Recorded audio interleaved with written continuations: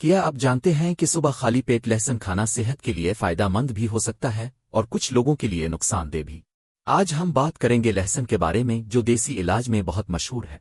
लेकिन क्या इसे सुबह खाली पेट खाना महफूज है?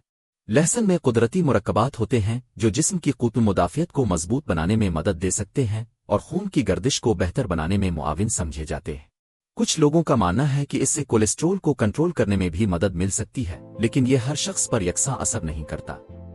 अगर आपका मैदा हसास है या आपको तेजाबियत का मसला है तो खाली पेट लहसुन खाना तकलीफ आ जलन का सबब बन सकता है।